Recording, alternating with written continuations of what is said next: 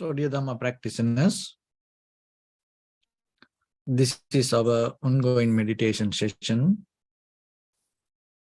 So, be comfortable with yourself and relax your body.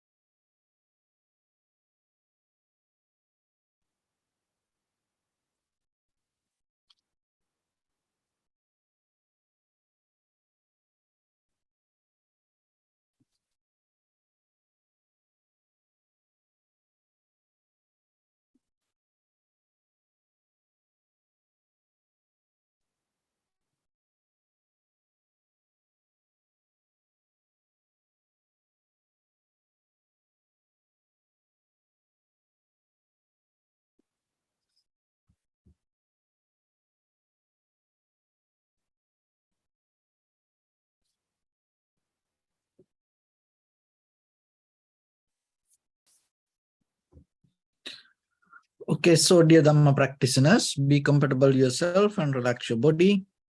Keep your back straight, neck head straight in one line, and your right palm on your left. So gently close your eyes and bring attention to this bell sound. And while you're focusing to the sound, mentally relax your body, relax your mind, and relax your breathing with your thoughts. So do nothing extra. Just follow the sound, please.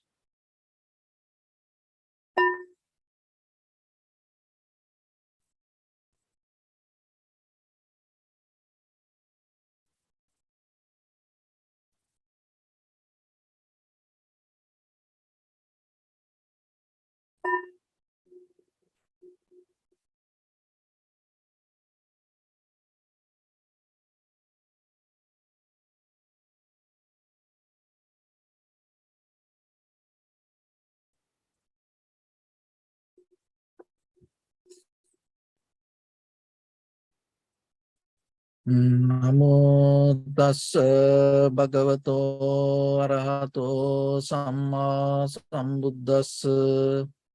Namo tassa bhagavato arahato samma sambuddhassa. Namo tassa bhagavato arahato samma sambuddhassa. Homage to the Blessed One, the Exalted One, the fully enlightened One. So, dear Dhamma practitioners, before we start our practice session, as usual, we'll take few minutes for ourselves to be very clear with this practice. Because how much you understand about the practice, that much you can put the effort and bring the result. It's not that just the effort going to bring the result. So behind the effort, the intention developed by the wisdom or the understanding. So that's why whatever you do, that all come out of the deeper mental interference. So that interference comes with the reason. So if you are capable to expand that, the reasoning part, what will happen that your practice going to become more and more and more successful. So you can apply that theory to anything. Another thing is the way we use the time, energy, and the way we put our effort completely going to become different when we clearly understand how this meditation can bring the awareness. So as example, when you work with these material things, if you don't know the very purpose of the material things, and if you don't know how you can use it, and if you don't know what are the benefits that you can get out of it, and sometimes you may struggle with it and you're not going to get anything. So there was time like Tripitaka, so the book, or the Visuddhimagga, the book, people used to keep for sitting, because they didn't know what is that. It is a huge book, and the Tripitaka is a huge volumes of books, and some people used to sit on it without knowing what it is. So like that, if you don't know what this is, and sometimes maybe you sit for many hours, and then you reflect on your own thoughts, and you go with your own plans, and you go with your own mental projections and the fantasies, and then you say, oh, I practice meditation. But you have to be very clear what is meant by meditation. So nowadays, there are many kind of meditation techniques. You no need to go into that all. If you go into that, practice that all meditation techniques that the find from YouTube, you're going to be crazy. So you have to be very careful about it, because people have different reasons, and they interpret according to the way they want that. But for us here, we're going to go to very authentic, organic, the way of Buddha's teaching. So when it comes to that, the meditation, the word came out of the word called bhavana. So the very meaning of the bhavana, bhaveti kusala dhamme aseveti vaddeti bhavana. That is the Pali explanation of this word. So the very meaning of the bhavana, cultivation of your mind. And the cultivation of your mind means there is something in you. So it is not that you bringing something from outside. There is something in you. So you have to develop it. So that development is your practice. So the thing is, this very key point is this. So when you develop something, it needs to change. So then what you need to change inside, what you need to develop inside. That is what we're going to talk about today. And as you know, the idea of self is very, very huge. There are many arguments, there are many theories people build up out of this self. So according to the Buddha's teaching, the Buddha never told that this is kind of like a no self. It's a completely, this is nothing. Buddha never told that, because if there's completely nothing, something, we no need to do this anything. You know, there is no practitioner, there is no, you can gain result, there is no one then can attain to the enlightenment, then you can't explain or you can't name somebody as Buddha. If there is completely nothing. So then what the Buddha told? There is no permanent thing. So as example, we can't tell there is no cup. So look at this, you know, my hand hold by the cup and I can see it, you can see it, you know. So if I, you know, that I can break this down, and if I hit to somebody, they know that person going to get damaged. So in conventionally, how we can say there's nothing. No, there's something, so we have to accept it. But the thing is, this is not going to be permanent. It's not going to be unchangeable. So what the very first thing that you have to understand, there is something in you. It is not permanent, it's changeable. Another thing is the most important part, even though the physically you understand is or not, the most of time, it affects for our point of view. Because the thing is that it's nothing to do with these physical things. When your point of view become permanent, it doesn't matter, maybe you believe, oh, there is no self, or there is no something in the concrete.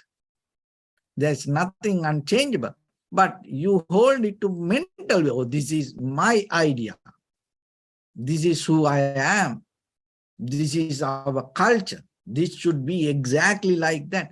So in that way, the most of time that you have to be very careful. It doesn't matter you that the regarding the self, or that you believe regarding the self or not. Are you holding to mental views, or are you holding to your point of views? Be careful about that. So before we going to go to that big talks, you know, the self, if you can work with your point of view, not to hold it to that, that's enough for in this very conventional level. I think you may gain a lot of result out of that. So another thing is that the one of the major important thing you have to understand that most of time people, and even before the Buddha, when the people try to do this lot of good things and to have a better life. Of course, when you do good things, you will gain a better life. But here, when you develop the wisdom, it is a totally different way of understanding. So here we're trying to develop the awareness or the mindfulness. Doing good, not doing bad things, that is a very old method. But Being mindful is the oldest method. That is the very ancient method. But most of time, that is what we neglect. So mindfulness is the method that bring the total purification to ourselves and bring the total change to ourselves. So when you bring the development to yourself, the one of the major important part should happen in you, you have to change. Being the same person, you can't bring this mental development. You can't bring the just the transformation with your ideas even. It doesn't work.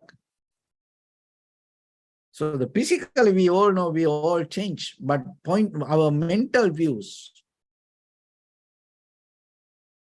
So then when it comes to cultivation, remember when something grows, it should change from the moment by moment. It can't hold it to the same method and cultivate. So then when you cultivate your mind, you have to grow your mental view, and then that means you have to change it. So then you have to question yourself.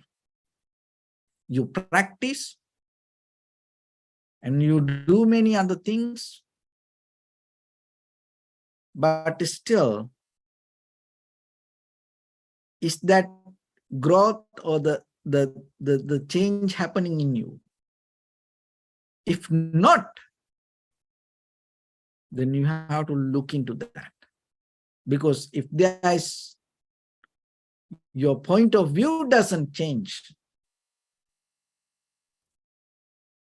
that practice is not related to this kind of meditation. So here we practice Tranquility Meditation, and from there we go to Vipassana Meditation. So the Tranquility Meditation is the foundation to have an undisturbed mind. So on the top of that undisturbed mind, we come to the point to observe things with very critical, analytical mind, without holding even to your own point of view. So then you get out of the subject point of view, and then you start to observe things according to the object point of view. And that is where completely you can understand things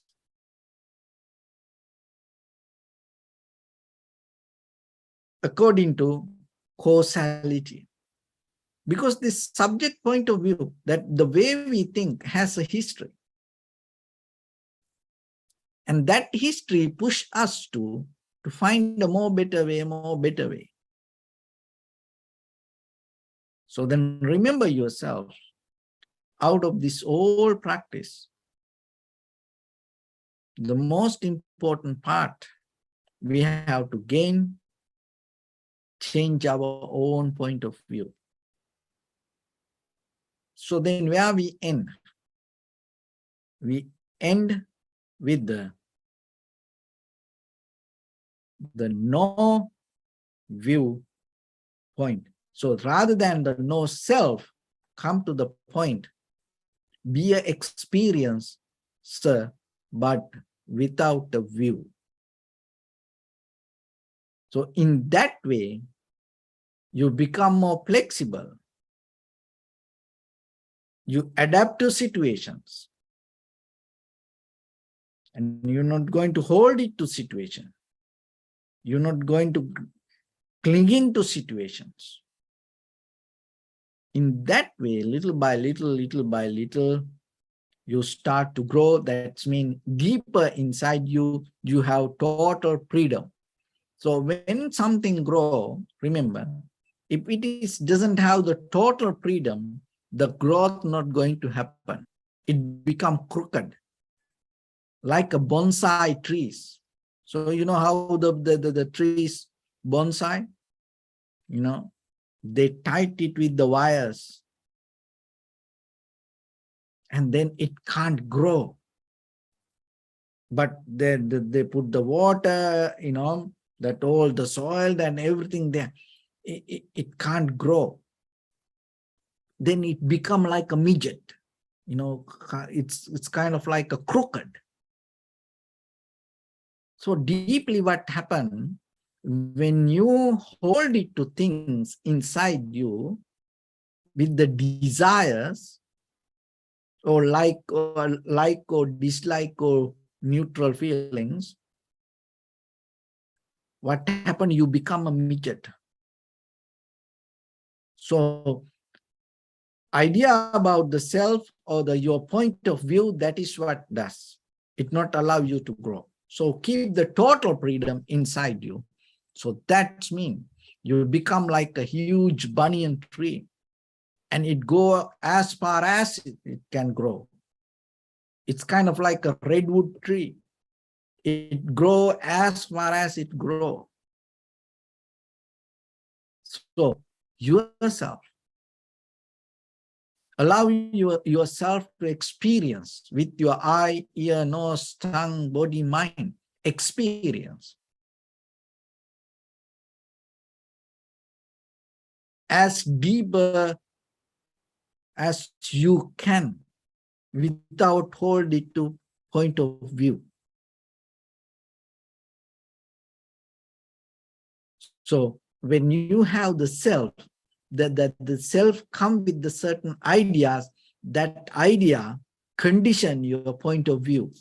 So that is where you become very limited. So keep that total freedom inside you. You can do it. You know, in the outside world, we have to follow all the rules, regulations, and methods, patterns for the conventional life, for the betterment for the others and for us. But to have a mental freedom, get out of the point of view is your choice. So always you can practice that. Always you can practice. Even when you go to sleep, and you can practice it with, you go to sleep without having a point of view. I want to have a nice, good sleep. I want to have a sweet dreams. You just go to sleep. That's it. Maybe if you didn't get sleep, it's okay. Why you say, you know, it was a bad night?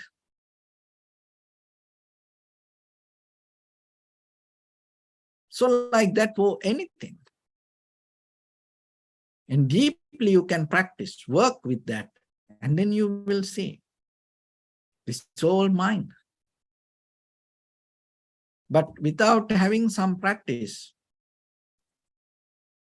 and we can't understand that how much we hold it to idea. So the practicing meditation will take us to deeper into that. And when it comes to our life, so we always go with the feelings. Our eye, ear, nose, tongue, body, mind, clinging to this world and look for the happiness and satisfaction. And out of this all, what we look for the good life.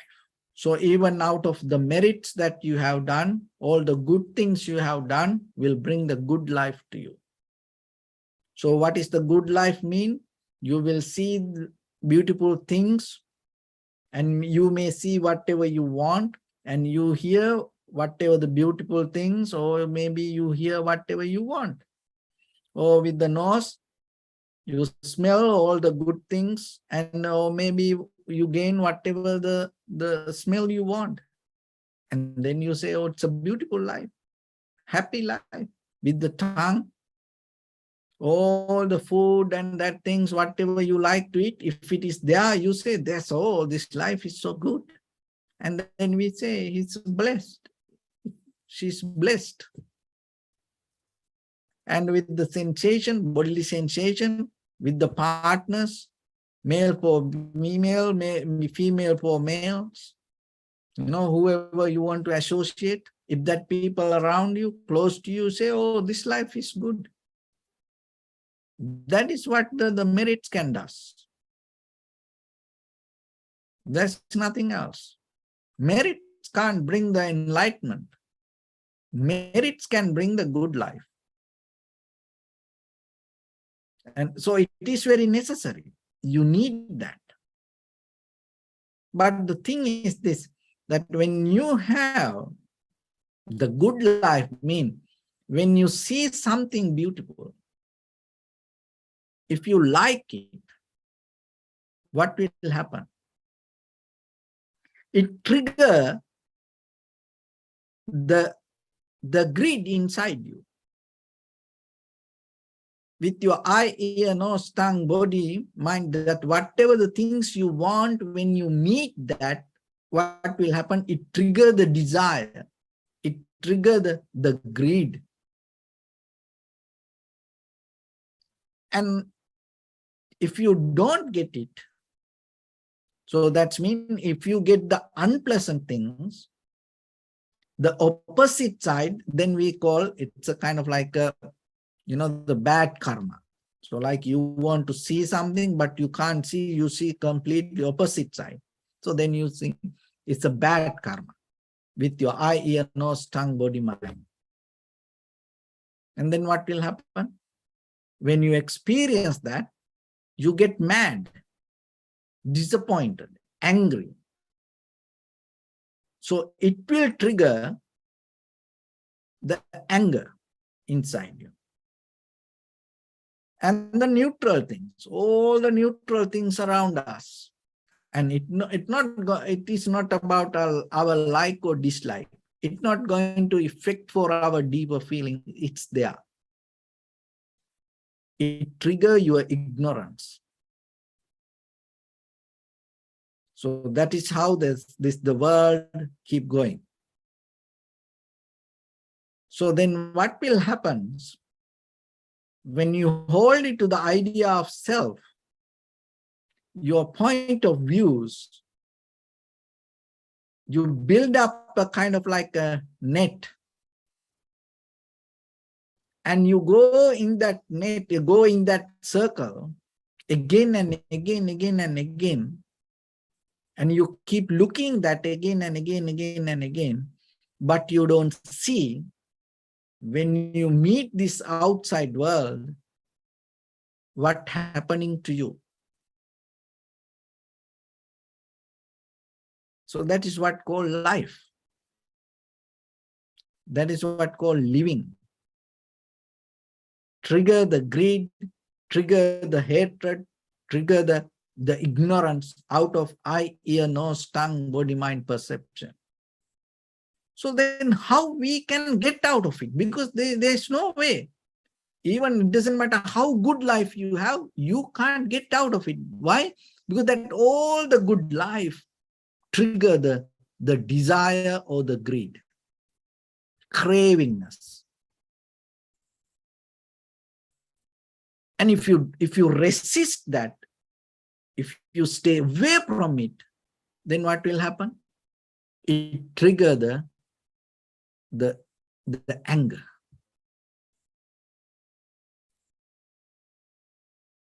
And if something is not related to like or dislike, it triggers the ignorance.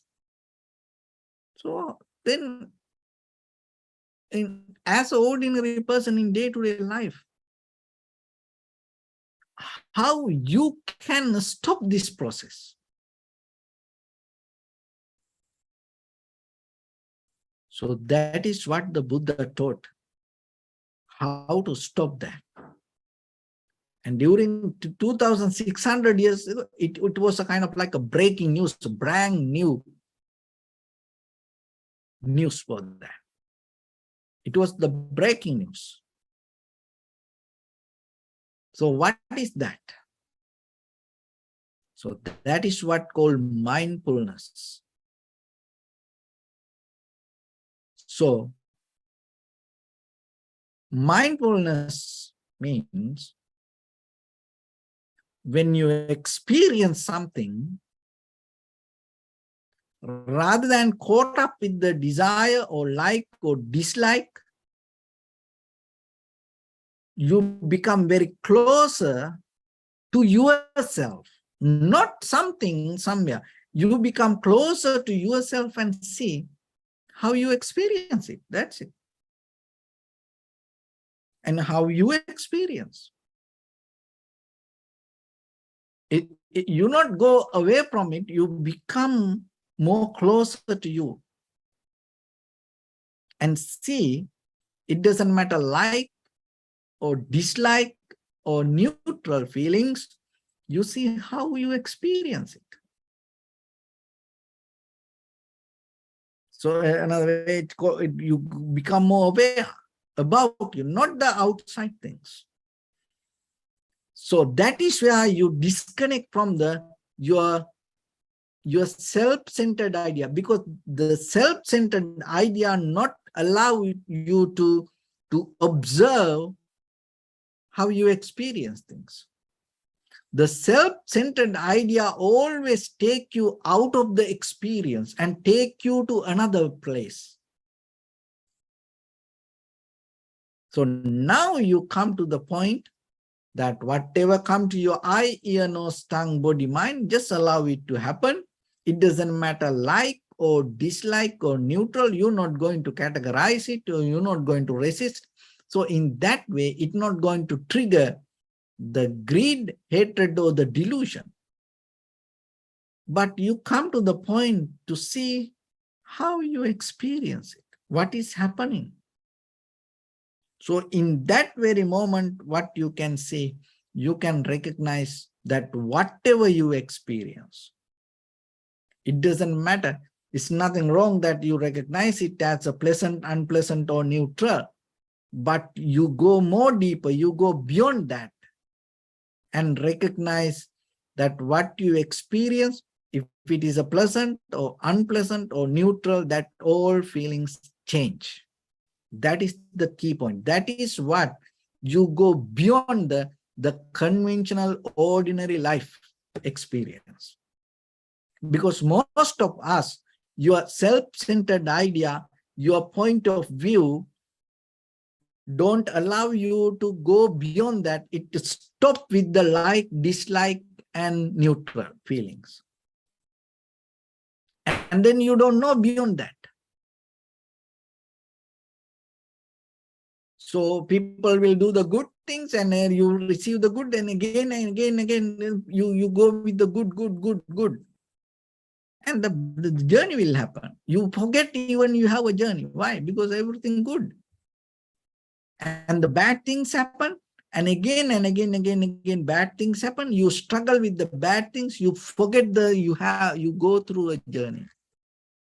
Sometimes people, when even struggle, fight, argue with things, they forget they argue. So that's mean what? Your point of view can make you blind. When you come to the argument, anger, hatred, fight, you can't see who is in front of you. Maybe your mother, your father, your husband, wife, children, your partner, friends, your neighbor. You can't recognize. See that, because your own point of view can blind you. So this is what happened in day-to-day life with the like, dislike, neutral. It happened through the whole this samsara. We was blind. So you have a great opportunity now to awake and open your eyes. Get out of that blindness. You can't do it just changing these outside things, no. You can't do it by even changing this physical eye, no. The inside. Get out of your point of view. You are, another thing is,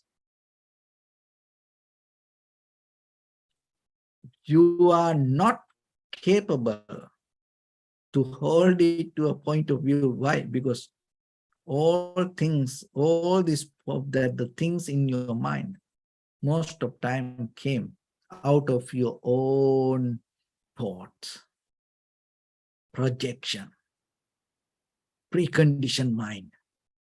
If you have very clear understanding out of, if you 100% recognize something, and or if you know how things come to be as they are exactly, then it's okay, have a point of view, nothing wrong. But without knowingly how things happened, what it is, if you hold it to a point of view because of just you heard, because of just you think it should be like that, it's not fair. That is what happened to most of us. We think, I think, oh, it should be like that, and then because of that, I hold it to that point of view. That's not fair. Maybe about you, if I hold it to a kind of like my own point of view regarding you, without knowingly what happened to you or what you want to say, do you think it is fair? It is not fair. It's very simple. So this is what happened to us. So that's why sometimes it's even that, if you have a point of view, have it with a very clear understanding, knowingly how it came to be as it is, then it's good. But if you don't have that clarity, don't hold it to your own point of view. Be humble, be flexible, and keep your open mind, be ready to accept. So that way you can work with yourself, deeper with your habits, deeper you build, I am like this, so kind of like the idea. So that's why this being good and resisting the world and allowing things to be there, this not allow us to get into that level. So the mindfulness, being mindful when you experience something, will bring the ability not to categorize with things with the good or bad or the neutral, and you are capable to see the change happening moment by moment by moment. So once you recognize that your moment of experience, it doesn't matter good or bad, or in a very conventional life, we are going to categorize it when it happened. But now you are more capable, rather than hold it to the good, or rather than stop with the good or bad or neutral, you are more capable to jump a little bit and see, and you will see it doesn't matter whatever it is impermanent. That's the key point. That is where it's completely going to go towards the idea of self, and your egocentric mind or the idea of self. This is going to be the antidote. See the change. See the change within what you experience. Not somewhere. Within what you experience. See the change. And then you will see that when that change happens, deeper your samsaric, that the habitual patterns have a struggle to settle down. Somehow, keep it.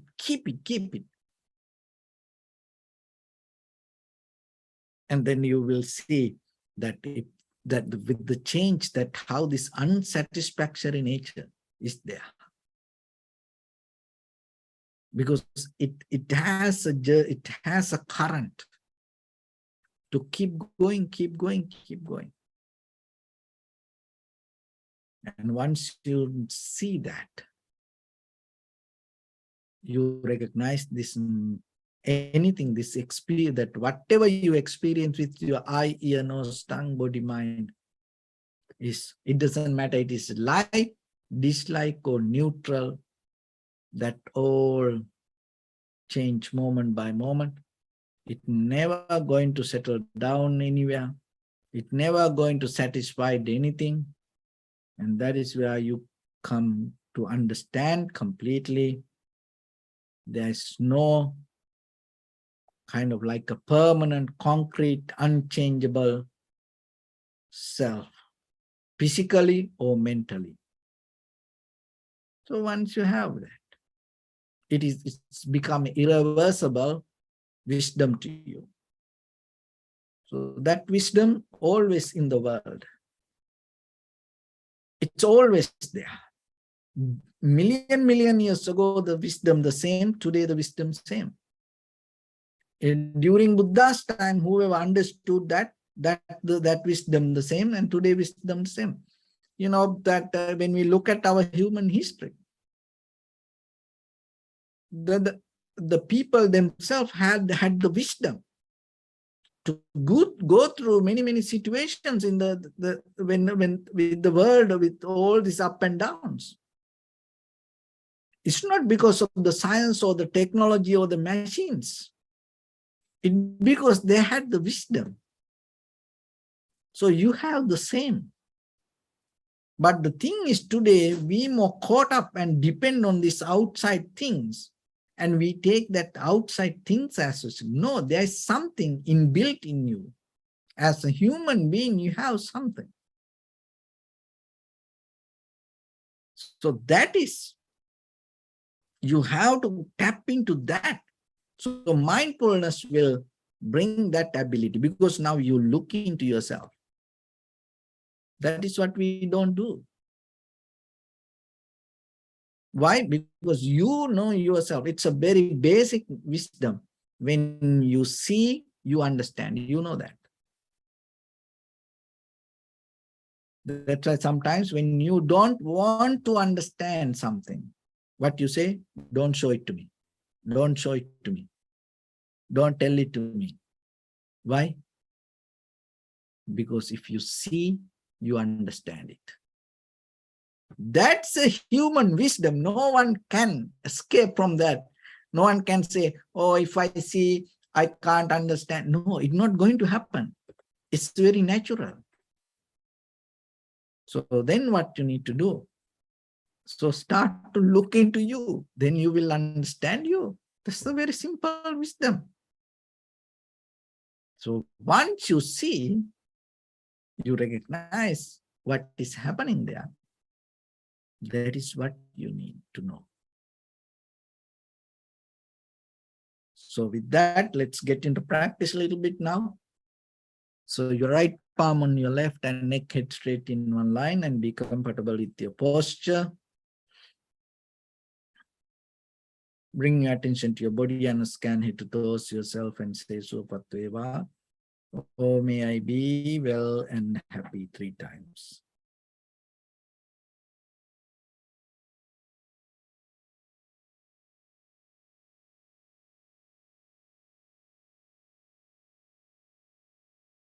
Take a moment and think. We gathered here in this moment to practice this ancient meditation technique.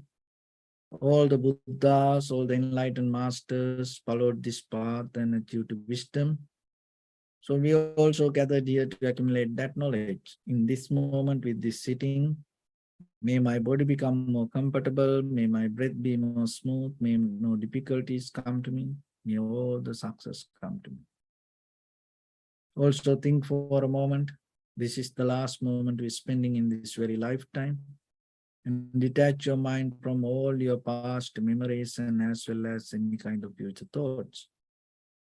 Just try to remain in the present moment, observing the sensation of your inhalations and exhalations.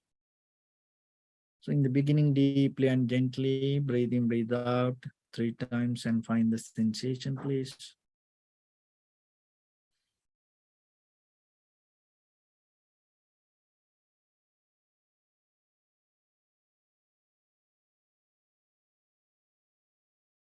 And allow your inhalations, exhalations happen itself. And when it happens, recognize it, do nothing extra.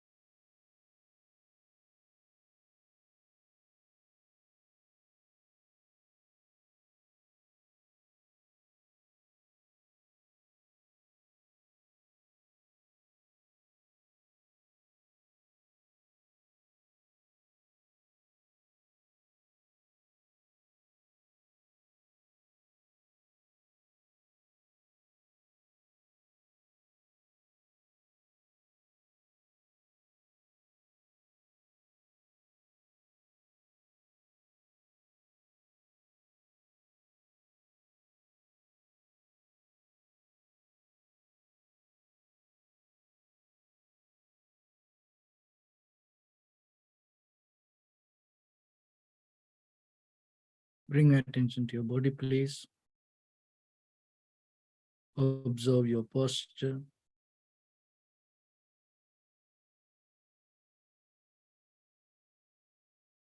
We cultivate loving kindness and compassion in our heart and radiate it as a light through entire your compound, village, city, state, country, world, around this universe. Also, as far as you can, through galaxies, other planets, stars. Reminding yourself like this.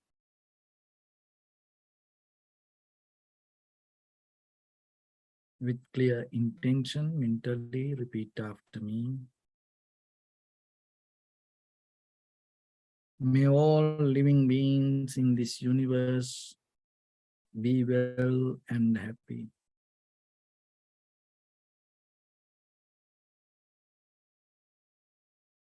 May everyone be happy and safe.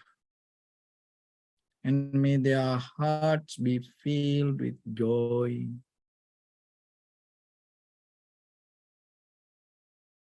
May all living beings live in security and in peace. Beings who are frail or strong, tall or short, big or small, visible or not visible, near or far away.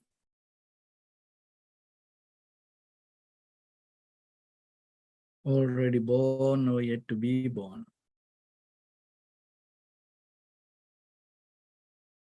May all of them dwell in perfect tranquility. Let no one do harm to anyone. Let no one put the life of anyone in danger. Let no one out of anger or ill will wish anyone any harm.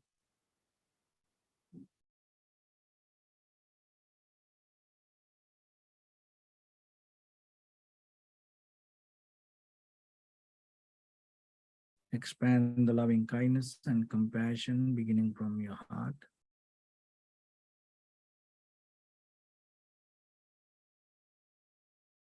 Forward, visualize yourself and send it as a light.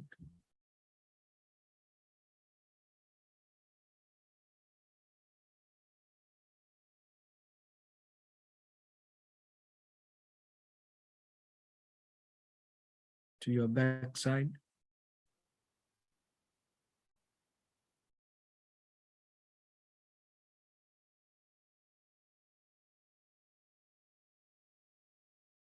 To your left side.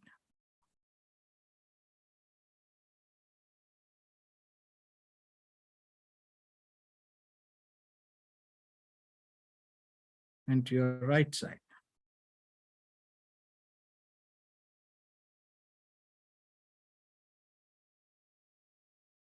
Downward.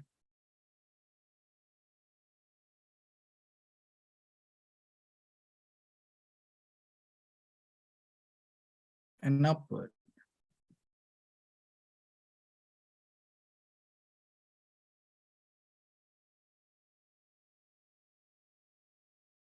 To all six directions at once. Like the moon, the sun, spread the light, spread the energy without any condition, without any limitation, without any resistance or without any judgment. Let your heart to shine with the loving kindness and compassion from the bottom of it, with the maximum effort to the highest. Wishing yourself, may all living beings in this universe be well and happy.